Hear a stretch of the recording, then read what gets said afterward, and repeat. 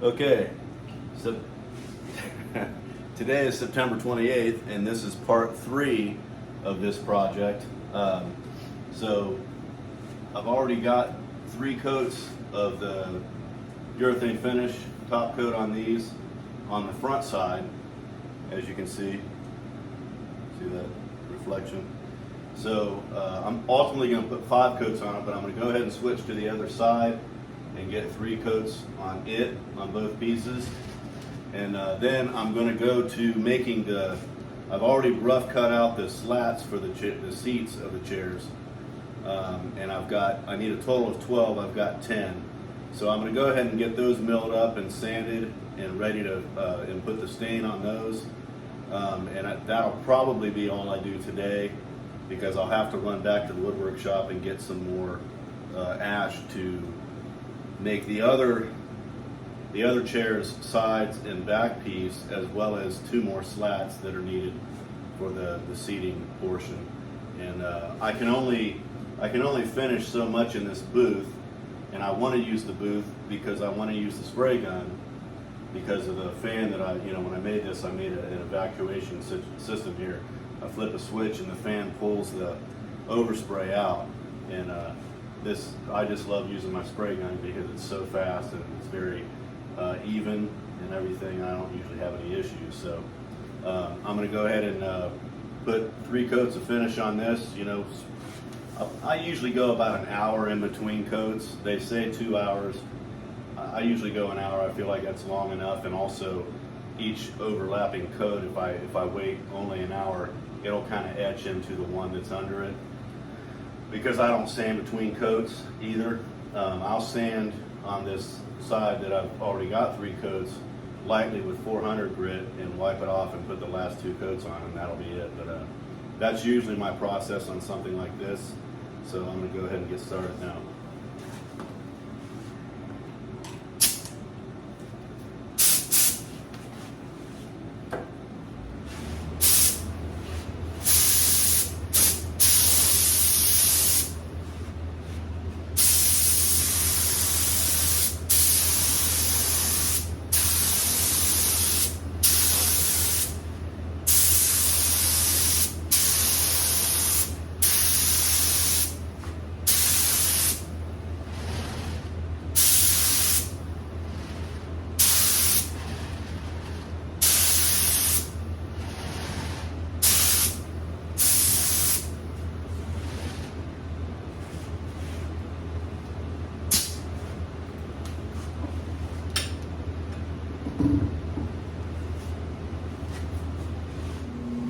Alright, so on this, like I said, I'm going to put a round over on the end here, and I want to look and see which side I want to be showing up top.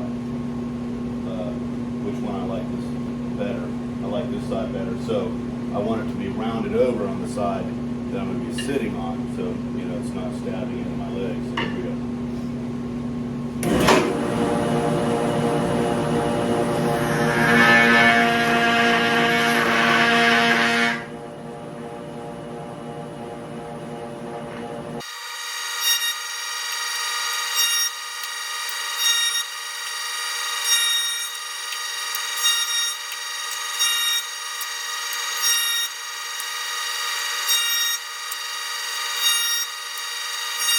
I'm going to have to do this in stages, because when I started cutting that first one, the depth of cut was too much. It probably wouldn't have been as bad if it was across, or ripped right here, but if it's on the end grain, it's tougher. So I've got to take it in stages.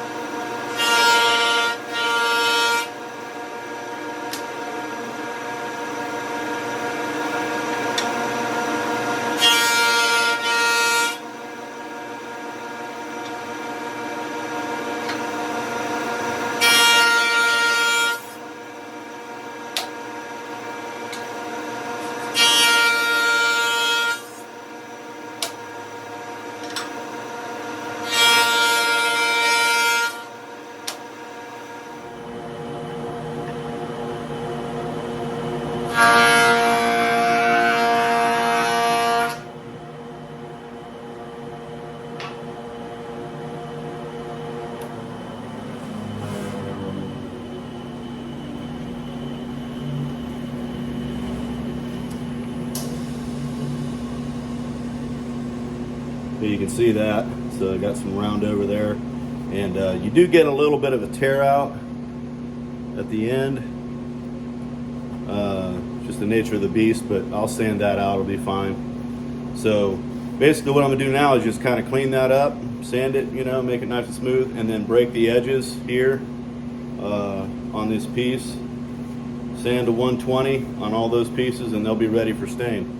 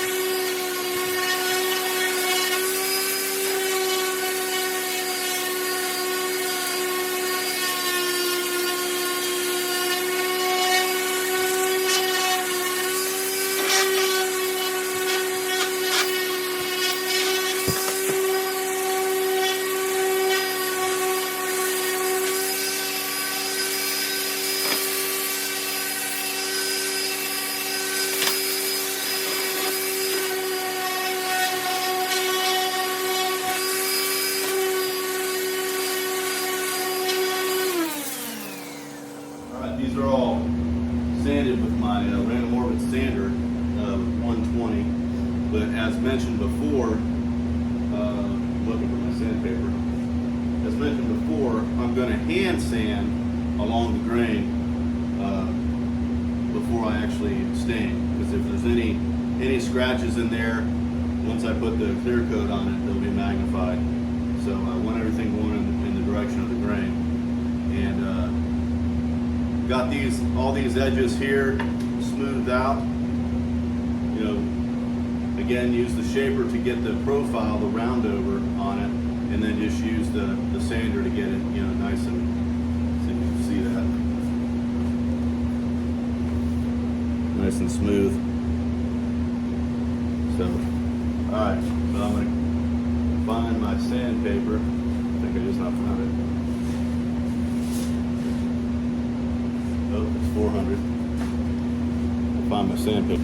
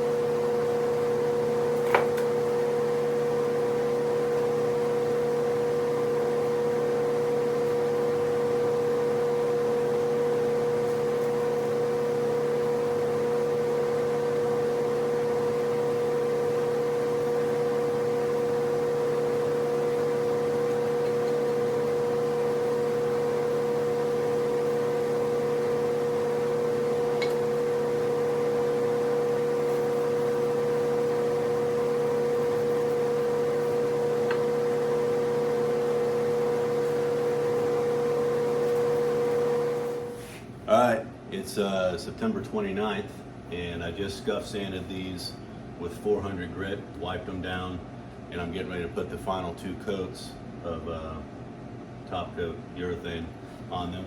And then I've got to run to the woodwork shop and get some more ash for the final pieces I need for the seats. And then also the arm has a little piece on it too that I need to go ahead and cut as well. So, all right, here we go.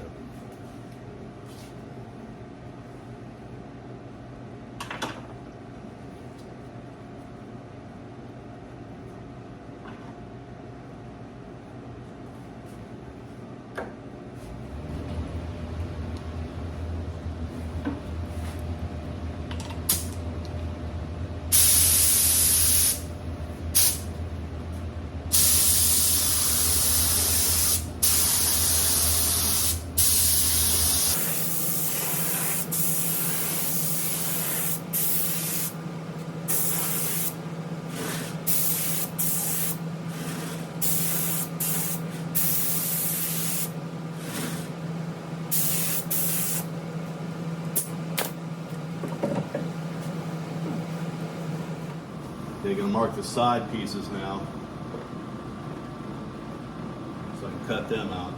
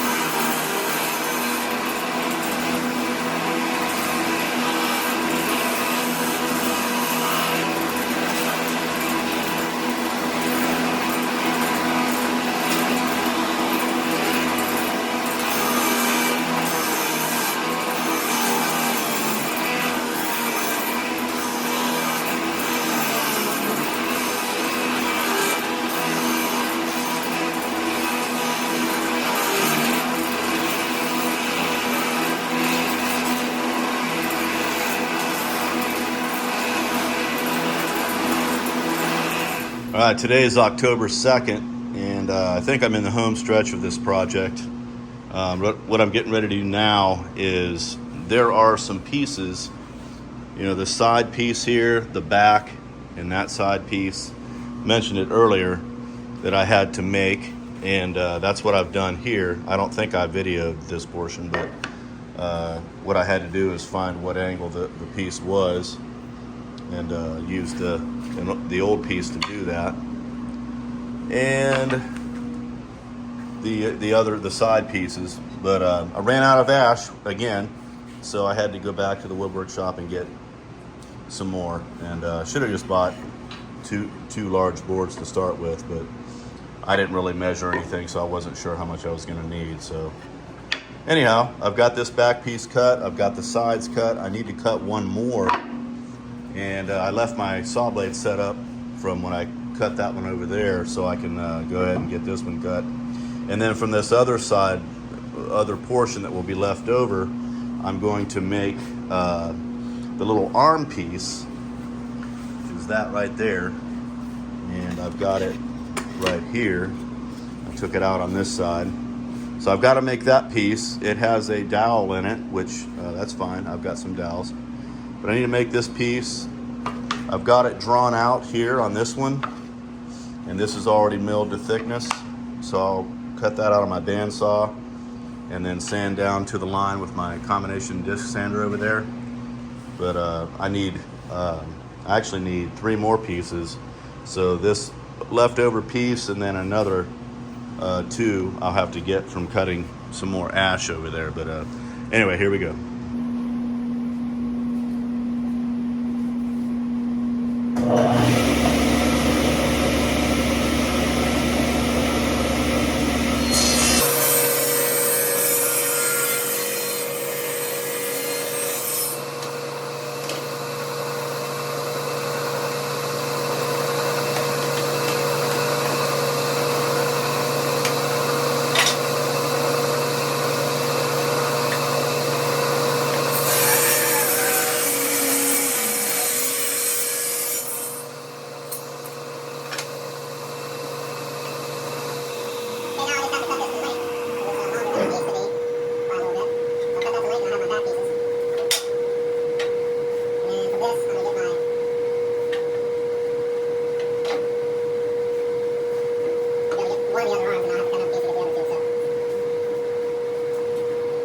Alright, so there's an angle that's on these back pieces that I've already cut on the ends here that are, this replicates the original wood. So I've got to cut them on this piece as well. I've already put the chamfer on there in the last clip. So I left my miter gauge set to what it was when I cut the angles on that piece. And it is at, let's see, 7 degrees. It's a 7-degree angle. So we'll line this up here with the blade. Make a cut. Make sure I cut the right one.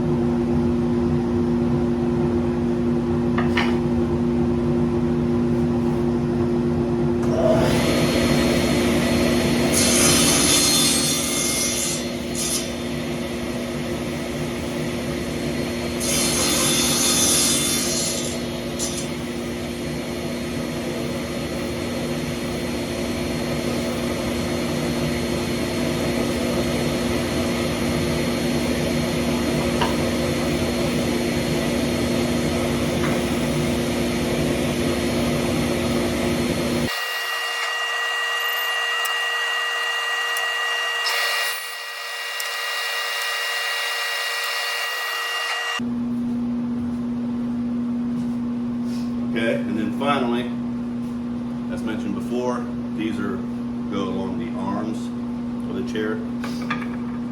And I've already got this one drawn out, and that's the correct thickness that I want it. Basically, same thickness as this piece. Maybe a slight bit thicker, but that's okay. So these pieces need to be planed down to proper thickness. So that's what I'm gonna do here. Get these planed down, and then I'll draw this out on these 3 pieces, cut them out on the bandsaw, finish them on the combination disc sander, and I'll have all the pieces that I need. So I'll go to staining them next and getting them ready for the top coats. All right.